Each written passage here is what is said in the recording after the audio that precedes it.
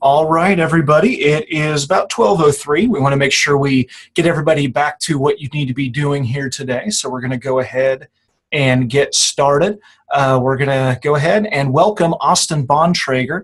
Austin is the Agronomic Technology Support Specialist with Servi-Tech Expanded Premium Services, LLC. Austin has spent quite a bit of time lately taking a look at how Servi-Tech can be utilizing aerial imagery within our precision ag applications.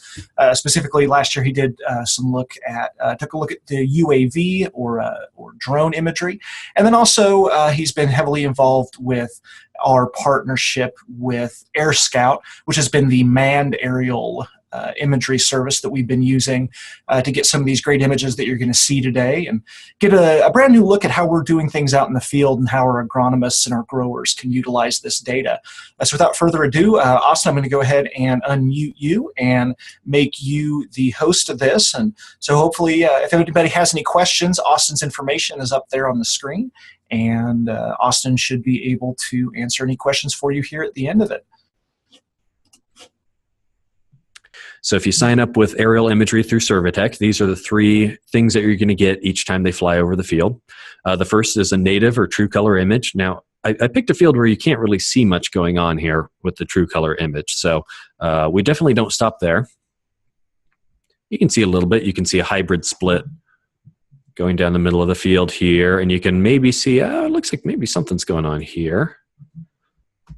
This is a little bit more zoomed in picture. You can see the pivot. Equipment issues or pivot problems are going to show up pretty quickly on here.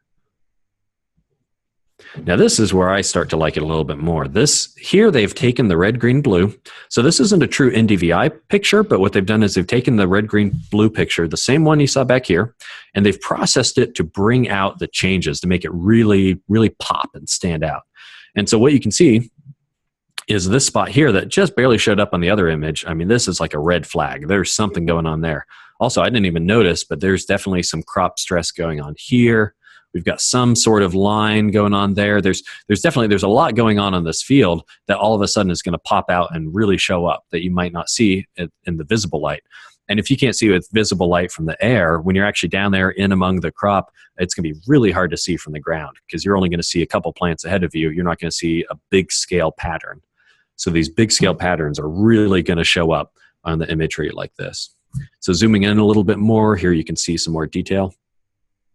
And you can see that you can just barely make out the rows of the crop going north and south here. So you're not going to count individual plants like you will with a UAV, but you can definitely see if there's a problem. If you went out there and stomped down just one row of plants, it would show up in the imagery. You would see it. And on satellite, it really wouldn't. You'd miss it. So something that's unique about Air Scout that does set them apart as well from some other aerial imagery providers is whenever they're flying and capturing visible light images, they're also capturing thermal. And in some ways, this can be a little redundant, which is not necessarily a bad thing. It can be a very good thing to have redundant data that you're collecting. What that means is that when I look at this, I can also compare that to the thermal, and I can really, I guess, prove to myself that what I'm seeing in visible light, there's something real going on there. So in thermal light, when you have these hot spots like here and here, and any of these hot spots here, what that is indicating is that there's not as much transpiration going on. You don't have as much water use by the crop, and there can be a lot of things that can stress the crop to cause less water use. But in general, if you have less photosynthesis and if the crop is not as healthy, it's going to show up in the temperature of the crop. So there's a lot of things that can show up here. And there are some things that might even show up on thermal before they show up in the visible. What I think is interesting is one thing that doesn't show up is that variety split. So back here, you could see on the left and the right, you could see the different hybrids. When you get to the thermal, you see that, okay, that was really just an effect of the plants looking different, but not necessarily a difference in their stress, because on the thermal map, you don't really see that line. Now, if you did have two different hybrids that showed up very different on thermal, that would definitely tell you that there was something going on as far as crop stress or maybe even water use efficiency between those two hybrids. Here it's zoomed in a little more. You can see that the thermal isn't quite as high of resolution. It's a little bit blurrier, and you can have a little bit of kind of streaking to it. But that's really just part of capturing thermal. Capturing thermal is very hard to do, and I think the folks at AirScout do a very good job of working with the equipment that they have to get us some good, very usable thermal images. Now, one other way that we are talking about using thermal, and that we've really been looking at fields this last season, and we want to do a lot more of this with the upcoming season, the 2016 season, is really taking a good look at the bare ground thermal. Now, this might seem like a waste of a flight or a waste of a picture to go take a picture of your field when there's no crop in it, but you start to see some interesting things. Now, in the visible light, you can't see that much. I can see some variability there, but I could probably see that from walking around the field, and I don't have any crop in the way either. But what's really interesting is when you switch over to the thermal, you can see there's some real huge differences between what parts of this field are holding water. So what's holding a nice amount of water over here, what's waterlogged kind of down through this area, and what spots are really drying out, like this drier ridge there. And so there's some other ways that you can try to quantify this across the field.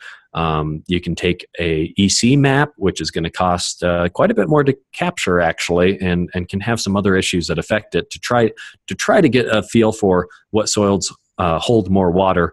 But we really feel like this thermal image is going to be very useful in identifying the different water trends across a field, because you can go out there and you can probe with a hand probe, or you can install a profiler to automatically measure the moisture, but you're still only measuring one spot. So if you want to get an idea for how this field behaves in regards to moisture across the whole field, we really think this thermal imagery is going to be very helpful with this.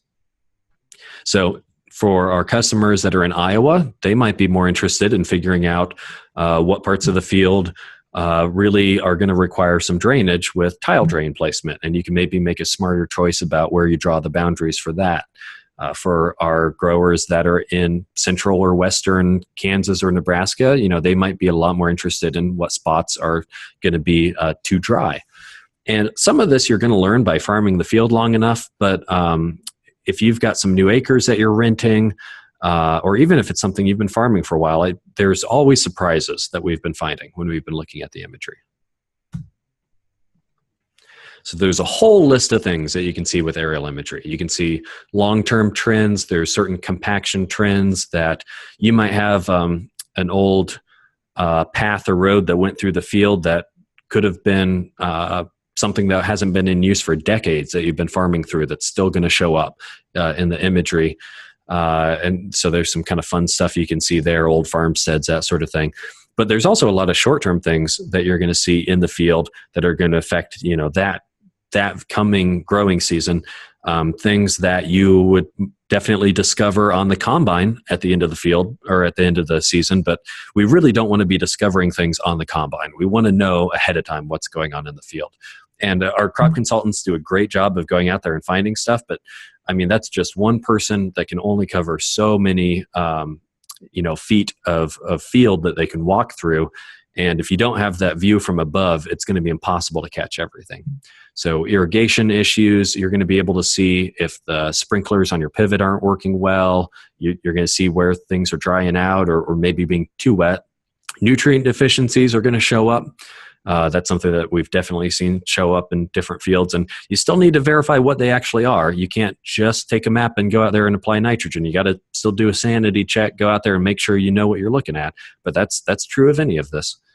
Application errors, there can be some real yield damaging errors that can occur on the field that it might be too late. It might already be done, but you need to know that so you can avoid it for the next time. Weather damage, hail, green snap, any of that's going to show up. Insects and disease are definitely going to show up.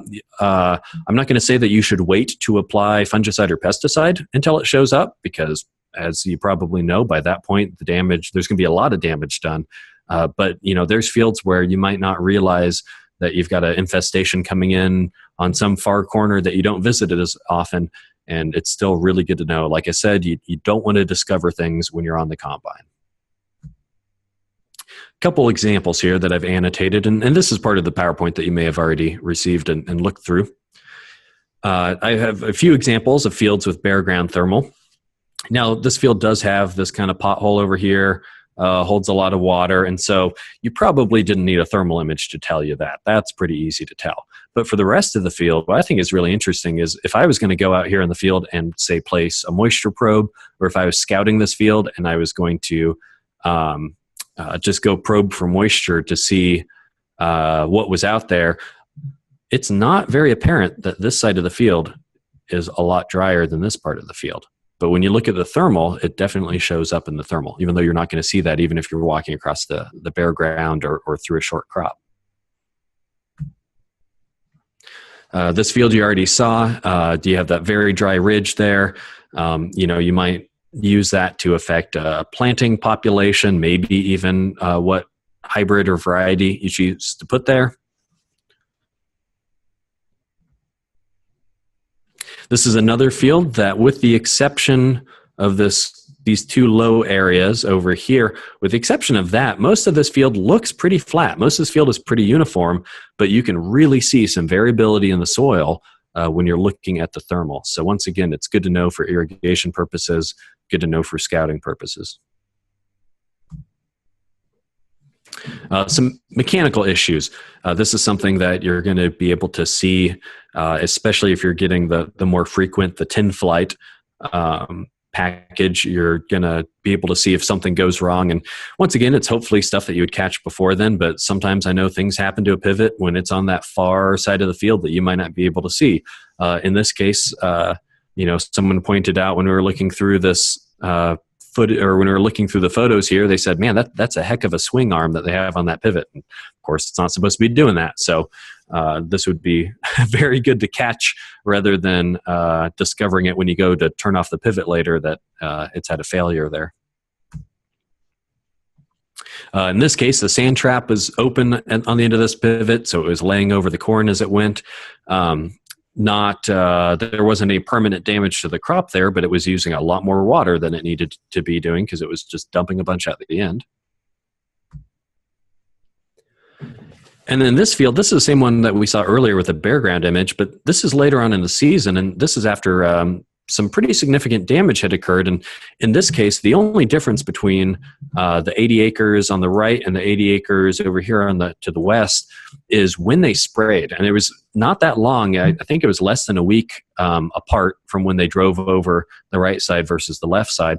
But when they drove over the right side, it was definitely a little bit too wet. They probably shouldn't have been out there that day. And you can really see the stress that shows up in the crop in this north-south pattern going there along the wheel tracks. This is something that's going to affect yield. You're not going to see it in a yield monitor because it's going to average out with the rows that you're cutting with the yield monitor, with the machinery. And so it's something that honestly would have gone pretty much unnoticed. When you walk out through this field, if you go out and walk through it, the crop was tall enough by this point when the image was taken that you couldn't even see it anymore. You couldn't tell unless you have this bird's eye view of it. But it's definitely something that affected the yield of this field. Here's kind of a neat look at the thermal and how the thermal is affected by moisture stress.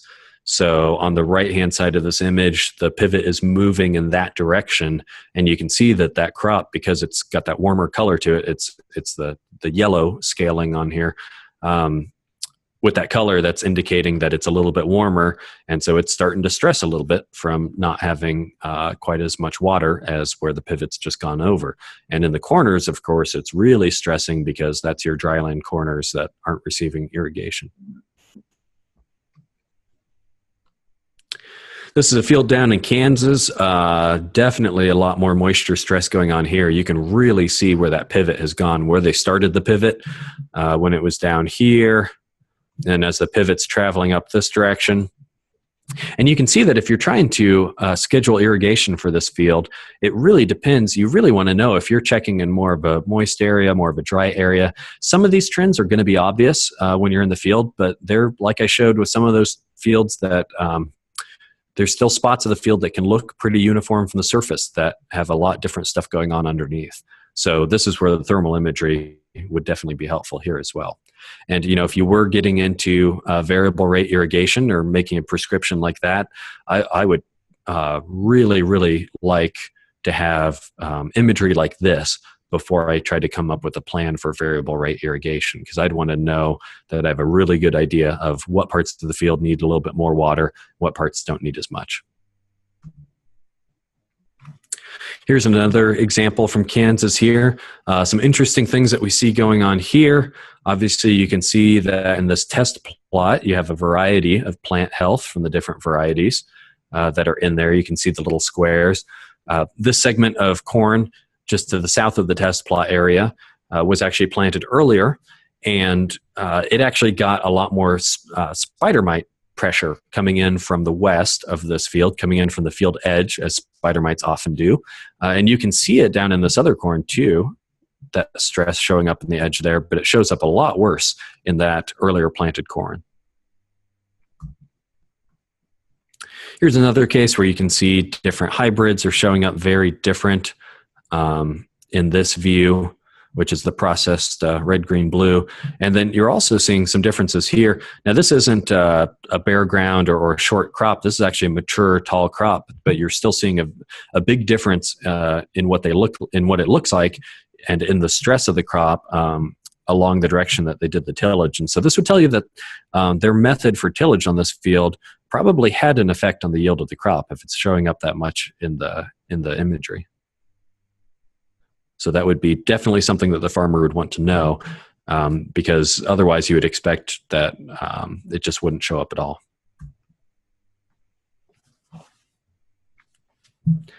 Few screenshots here just to show. I'm not going to go through a full tutorial of what it looks like on the website. It's something they're constantly making improvements to, so by the time the season actually starts, I'm sure a few things would be different. But they do have a very well-made and easy-to-use website. And also the application, the app here, what's nice is if you're a consultant and you're signing up a grower with some acres for Air Scout, you can sit down with them. If they have an iOS device, then they can download the app. You can get them logged in, help them out with that. And from that point on, it's really easy for them to just open that up and they can see their latest imagery on there. You can swipe between it to go to different images. You can choose to look at the thermal or the stress map or the visible light image, and it's really a pretty slick package. It works pretty well. You can even take this out to the field, and if you're walking around the field when you have the app open, it'll show you where you're at in the field. So you can verify, you can say, hey, I've got something that's showing up in my imagery. I want to walk out there and find that spot in the field. Well, you don't just have to guess, start at the edge of the field and just kind of guess and try to walk into where it's at. You can actually take your mobile device, whether that's a tablet, if you have an internet connection on there, or on your phone, and you can walk out to the field and see where you're at. There's some other things that you can do with that if they're using other precision services. So say they would like to use the thermal information to come up with a variable seeding rate, maybe, to put a lower population on, for let's just say, for example, a dryland field where some spots are going to not get as much moisture as others. You could use this, you can export it and make a variable rate plant population or a seeding application prescription. You can also use this for things like a variable rate fertilizer application prescription. And there's a few other things that you can do here. You can actually even make a prescription right off of the website. I would still recommend having a Servi-Tech precision ag person making that on our software. But if they want, a farmer can actually just log in here and make a prescription map just straight off the website if they really want to. So for ordering, the crop service personnel do have this information and they know how to get a hold of me, so they can forward on. They can work with the customer to get the information and get it sent along to me. There's a separate document that's just kind of a checklist to make sure they know and remember which details to send along to me. So if you are listening to this and you're not a crop service person and you are interested, or if you know someone who is interested, they can just get a hold of whoever their contact is at Servi-Tech. And if you're working at Servi-Tech and you're saying, okay, I'm not really sure where I should go from here, just let me know. Send me a text, a call, an email works best, and I can make sure that you get everything that I get all the information that I need for it. And the contract process is in the same system that you would use for other contract signing for setting up any other service that you would as well. So March 11th, it's not a definite, if you get something to me March 12th, I'm not going to turn you away, but the March 11th is really the last time we can guarantee that we'll get it in the system. So if you get stuff after that, then we'll do what we can to get it in there. But if you get something to me, a week before they're going to go out there and make their first flights, then you're probably going to miss some flights. So definitely we're trying to make a big push to get that information in as soon as possible. And so March 11th is really what we're saying is our deadline to try to get that in there. Thank you again, Austin, for taking time out of your day to tell us a little bit about what Servi-Tech is doing with aerial imagery and the data that can produce. All right, thank you. Yeah, I'd love any chance to get to share this. I think it is exciting technology. In some cases, it's very high-tech new stuff, and sometimes what we're finding is, especially with the manned aircraft, is there's certain things that maybe it's actually better not to use. You don't necessarily need the very newest high-tech stuff like the UAVs to collect some really good data. So we really feel like the manned aircraft imagery that we're getting is, we really think that that's a great service, and we're really happy with the people we're working with for that. Well, excellent. This has been recorded. It will go up on our YouTube page, so you're welcome to share it with anybody who may have missed it and thinks they may be interested in some of the services. There is also a unique website that we have created to get all of this information that you saw today. You can find that at servitech.com/2016-aerial-imaging. And that's going to have the second half of Austin's presentation, as well as the podcast that Austin was kind enough to sit down for earlier this week. All right, well, thank you, everybody. And there will be an email going out once this is live and ready to be shared. Thanks, everyone. Yep, thanks, Mark.